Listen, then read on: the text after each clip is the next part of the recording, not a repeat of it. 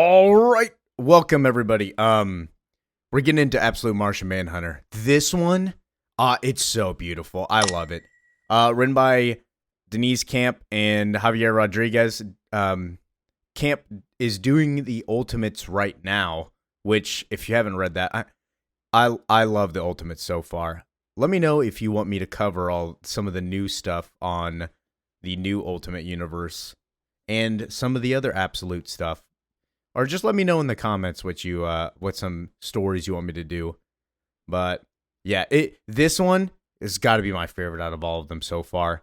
At least my favorite first issue, because the art, I love art. It's so good. But we'll hop into it and see why. So we meet with this person in an explosion. It looks like he's Agent John Jones. And he asks the questions, why do people do the things they do? Some people become firefighters, some become arsonists, while some become doctors and some become killers. And he's getting checked out. They're like, what, can you hear me? Like, John, you okay? He's like, why do two particular people fall in love?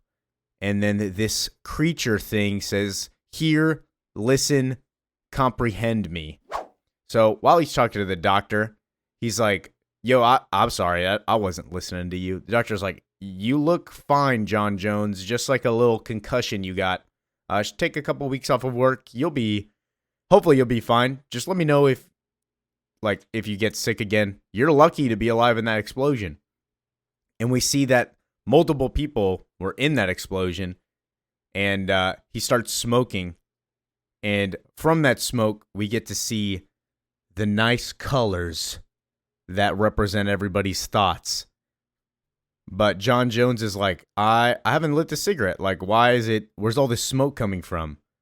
Cut to title card. Martian Manhunter, Absolute Martian Manhunter. So good. I love this series. I heard it was a 6 issue and then it got turned into a 12 issue. I'm so glad. I hope they keep this one running, but I love it. So his wife picks him up from the hospital and he's like, you're cleared for to go back to work. Like, how are you already good to go? And he's like, I think the doctor was distracted. His wife was having an affair. I don't know what to do about it. Poor guy still loves her. And she's like, how do you know that? Like, he just told you? Like, that's weird.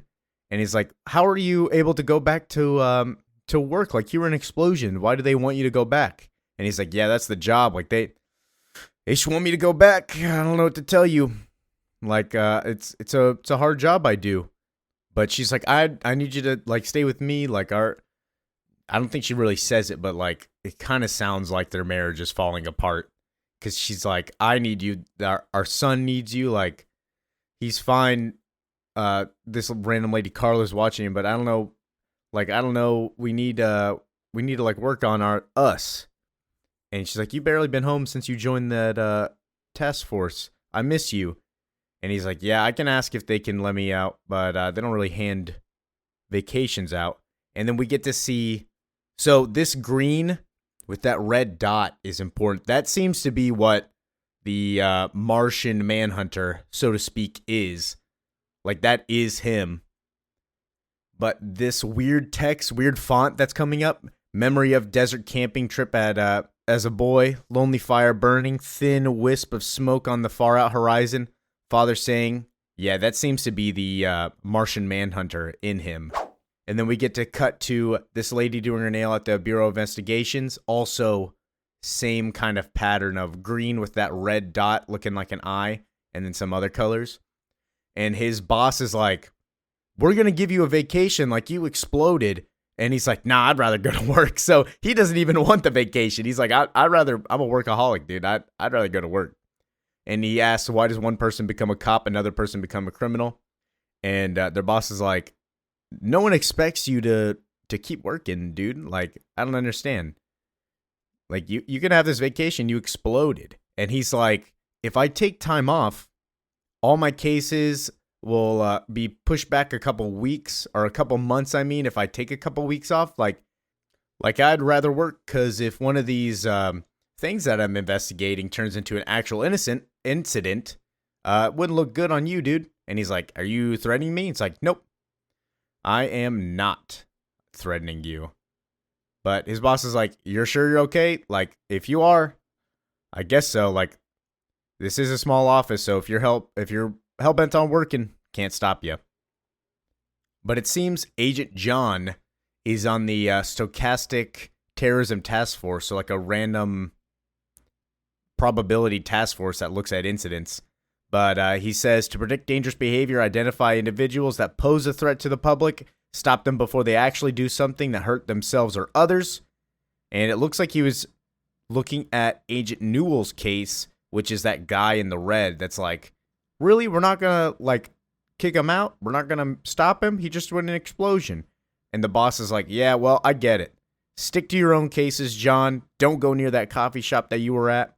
It's not your case. It's Agent Newell's case. You understand? And he's like, yep, I guess I understand. And he's like, I understood. Went right back to the coffee shop. I mean, what a guy. But he's like, yeah, I understood. He's like, my job is a little like trying to read minds. We're like those fortune tellers at carnivals, the psychics on the late night TV, and we are about as accurate. So we're not really accurate at stopping threats and figuring out which ones are the threats. We just kind of see what could be a threat. But he says the problem is you can never really know someone, not like they know themselves. And so he's like, in his head, if I don't know anybody, like how do I know Newell hates me, thinks I'm cold and weird, and calls me the Martian to his own wife? And I love this detail is that it seems that this creature thing that's inside of John, or that like John is seeing and hearing in that weird font, weird text in his mind, isn't an actual Martian. It picks up on this thing that John gets called a Martian because he's so weird and distant from everybody and he seems disassociated, is that instead of like being an actual Martian, being from outer space, we don't know what it is right now. They haven't really gone into it yet. I haven't read issue 2 so far of recording. Issue 2 just came out. I got to read it. But yeah, they don't really understand. He's not really the Martian Manhunter in an actual physical way. It's more of like just a title because he's so weirdly out of scope, kind of like an alien. And we see this with the weird creature thing that he has in him.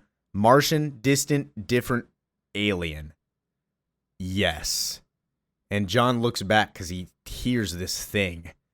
And he's like, I look for the warning signs. And he goes and talks to the bomber's mother. And he's like, I got a couple questions. Was Mike, the guy who blew up the coffee shop, behaving any strangely? And he's like, I don't understand how I can tell that the bomber's mother hates pickles and always gave hers to the kid. He's like, I don't know how the bomber and his lifelong best friend made love one summer and never spoke of it again, not even to each other. And we see this smoke coming from both of them, like this green smoke. And then he is looking for more signs. He talks to the bomber's neighbor, and he's like, you have anything that you know about this guy at all? And she's just acting really suspicious because she's trying to hide her near daily cannabis use. But he sees the smoke from her cigarette or weed, and it's coming off into her. And it's like, you look for the identifiable patterns. Anything to make the world not random. That's what stochastic means. Random. And we see the actual explosion, and we see the face of the Martian Manhunter creature thing in that weird shape at the top. But we see him after the explosion. This thing looks at him. Poor trapped things light themselves on fire to escape. And it's like above him, forming as like clouds. So then we cut back to current times, and he's like, I drive by my house 3 times, not recognizing it. I've lived here for almost a year. I think there's something really wrong with me. And then his wife's like, are you good? And he's like, I'm feeling good.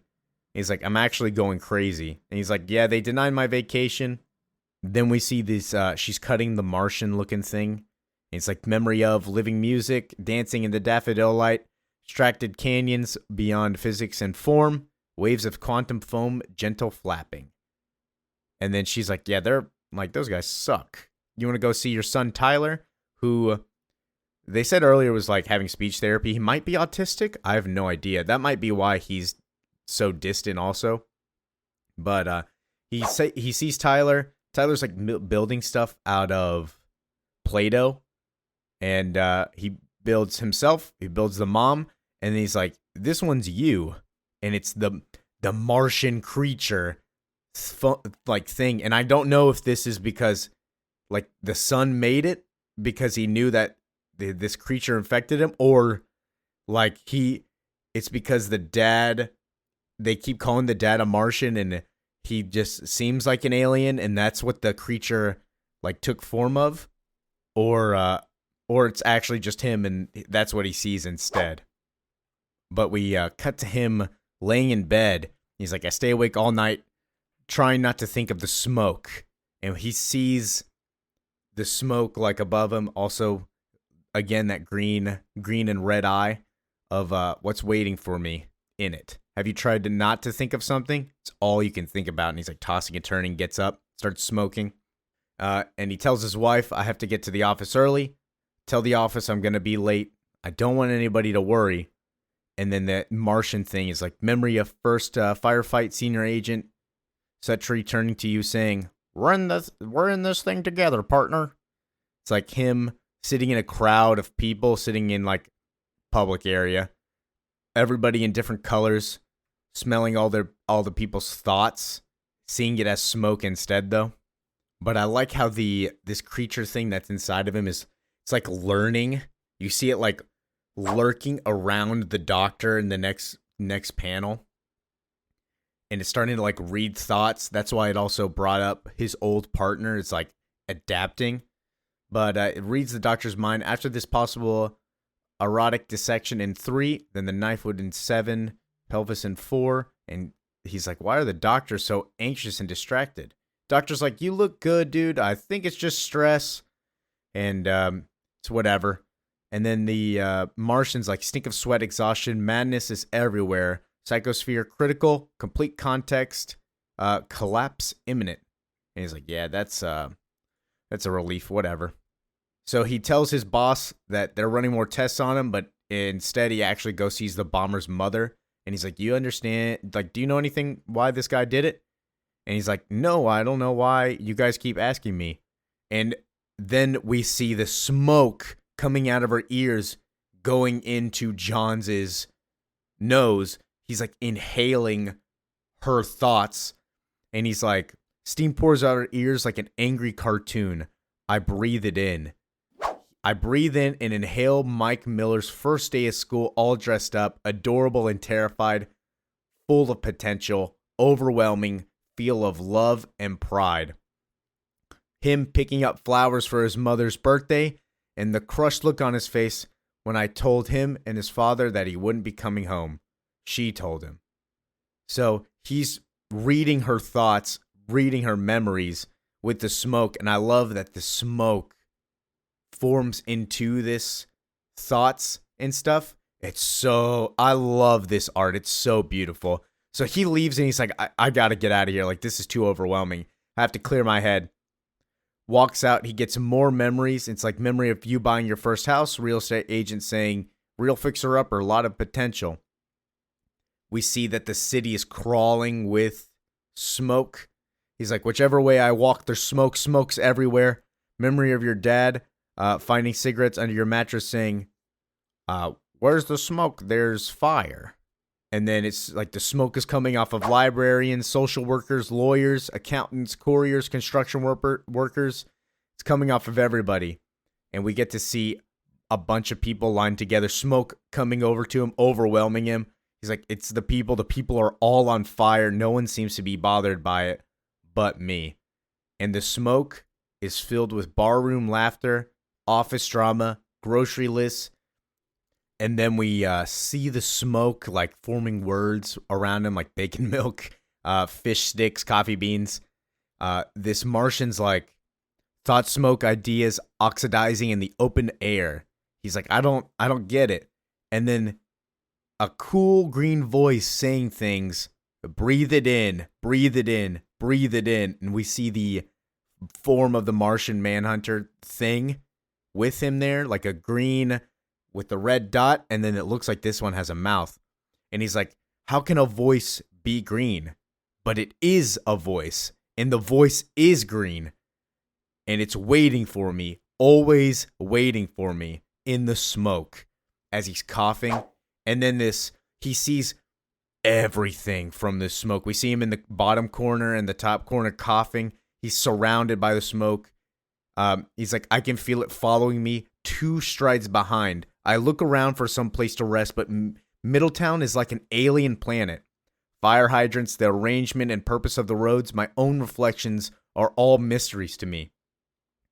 And it's like the town is in a circle, like forming around the absolute Martian Manhunter in the middle with the eye. Oh, it's beautiful.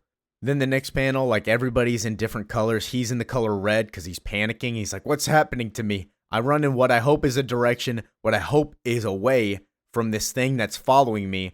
I pass a police station, and it's incomprehensible. What is going on? And then we see on the bottom it says Martian Vision. Just, oh, so cool. But this thing is following in what we know is the absolute Martian Manhunter. But I love that they're like 2 different entities. They're not the same thing. But he's like, who is talking? What is that thing? We see the red eye like on his forehead. And the Martian Manhunter thing responds. It's like, you, me, we're both talking. Do you remember? The man on fire, the human flame, which is the guy who exploded in the coffee shop. And it's like, do you remember the smoke? Do you remember what waited? And what waited was the Martian Manhunter. So when we saw earlier, when like all that smoke was above him, it actually was this creature above him that kind of inhaled on him. And it's like the memory of not a miracle. It was me who saved you. I saved you. And John is like, what are you? And he's like, I'm the mind, hunt, kill, save, redeem, healer. I'm multiple things. But now I'm you. Through the smoke, remember, look at me. And then, oh, this is a beautiful thing. If you're reading this on digital instead of physical, I feel bad because this is a beautiful panel. And I'm going to record it, so I'm going to put it right here. All right, so here's the comic panel. It says, like, hey, go into fellow Martian vision to see this page. So it's him. Put it into the light. Oh, it's both of them together. We're the Martian Manhunter. I got this physical. I love this. This is the cover I got. Oh, it's so good. But it says, like, we're the Martian Manhunter. And it's both of them together in one mind. It's 2 separate entities in one body. Oh, I love this. It's so good. I'm so happy that it got extended from 6 issues to 4 or to 12. I mean, beautiful. This is my favorite out of the Absolute series. I'll probably review some of the other Absolute stuff. I'll do some more. I'll do Green Lantern probably next week. But yeah, that's it. This is a beautiful start. I can't wait to read more. But go ahead, leave a comment. Let me know if there's any other series you want me to cover. Any short stories, one-shots, Marvel or DC, I really don't care. But I'll probably cover more of some of the Absolute stuff and some of the newer Ultimate stuff also. I have a couple ones planned. I got to finish Captain America White. Hulk Gray should be out by now. I gotta do White, and that should be it. So, thank you for listening. Peace out.